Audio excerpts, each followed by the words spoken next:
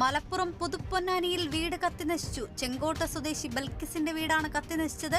ശനിയാഴ്ച പുലർച്ചെ 2 മണിക്കാണ് സംഭവം. അടുക്കളയിൽ നിന്ന് തീ പടരുന്നത് ശ്രദ്ധയിൽപ്പെട്ട കുടുംബം ഓടി രക്ഷപ്പെട്ടു. തീപിടുത്തത്തിൽ വൻ നാശനഷ്ടമെന്ന് കുടുംബം. തൃശൂർ മുണ്ടൂരിൽ നിയന്ത്രണം വിട്ട കാർ മതിലിടിച്ച് സ്ത്രീ മരിച്ചു. മരിച്ചത് കൊളത്തൂപ്പുഴ സ്വദേശി ഷരീഫ. കാറിനുള്ളിലുണ്ടായിരുന്ന 3 പേരെ ഗുരുതര പരിക്കുകളോടെ ആശുപത്രിയിൽ പ്രവേശിപ്പിച്ചു. ഡ്രൈവർ ഉറങ്ങിപ്പോയതാണ് അപകട കാരണമെന്നാണ് പ്രാഥമിക നിഗമനം. തൃശൂർ അളഗപ്പ നഗർ കാവല്ലൂരിൽ കാട്ടുപന്നിയെ വെടിവെച്ച് കൊന്നു. പഞ്ചായത്തിൽ നിയോഗിച്ച അംഗീകൃത ഷൂട്ടറായ സുദർശൻ മത്തോളിയാണ് നാട്ടിലിറങ്ങിയ കാട്ടുപന്നിയെ വെടിവെച്ച് കൊന്നത്. എറണാകുളം വടക്കേക്കരയിൽ വലയിൽ കുടുങ്ങിയ നിലയിൽ മലമ്പാമ്പിനെ പിടികൂടി.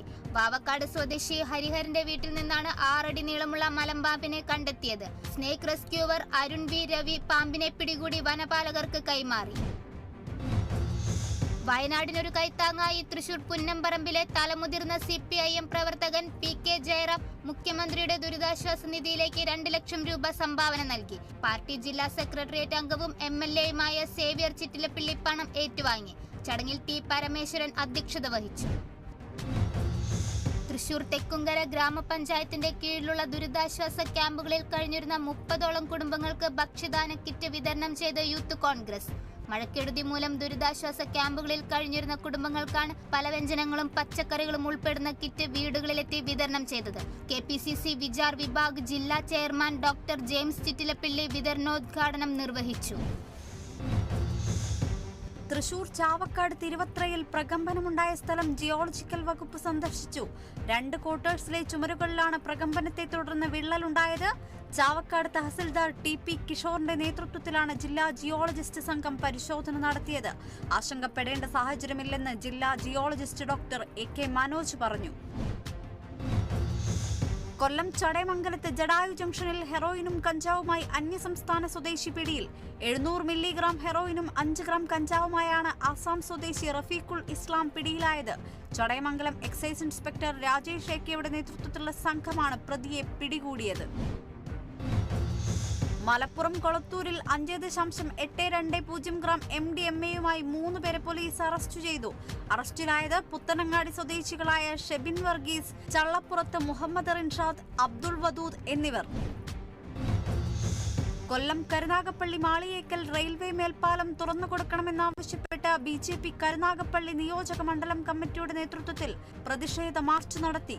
പാലത്തിന്റെ ഇരുവശത്തും സ്ഥാപിച്ച ബാരിക്കേഡുകൾ മാറ്റിയും പാലത്തിലൂടെ മാർച്ച് നടത്തിയും പ്രതീകാത്മകമായി പാലം തുറന്നുകൊടുത്തു. മാർച്ച് BJP സംസ്ഥാന കമ്മിറ്റി അംഗം അജിമോൻ ഉദ്ഘാടനം ചെയ്തു.